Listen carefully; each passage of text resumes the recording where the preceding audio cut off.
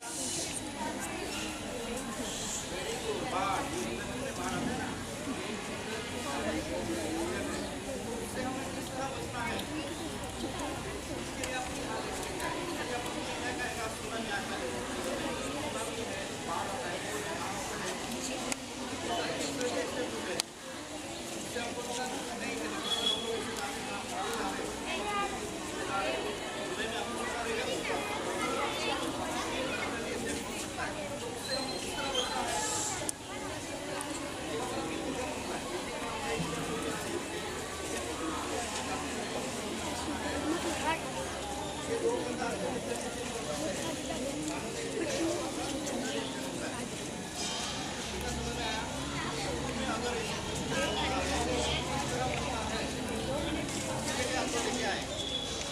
में रहेगा,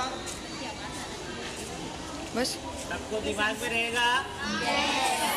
सब करेंगे फिर अगर ऐसा कुछ हुआ तो ऐसा एक साथ भाग दौड़ नहीं करना है। आप भी तो इस तरह आए हो, इसी तरह ना। अगर एक साथ भागते हैं तो क्या हो जाएगा, एक सामने का बच्चा गिरेगा, उसके ऊपर सब बच्चे गिरेंगे। इसलिए 2 लाइन से आना है, दोनों के बीच आपस में आना है। इतना ध्यान में रहेगा। छोटे बच्चों का ध्यान रखे हुए ना, कभी बिल्डिंग का खुद को बचाना है और दूसरों को भी बचाना है ना, तो उसमें हमें अपनी जान की हिफाजत पहले देखनी है ना।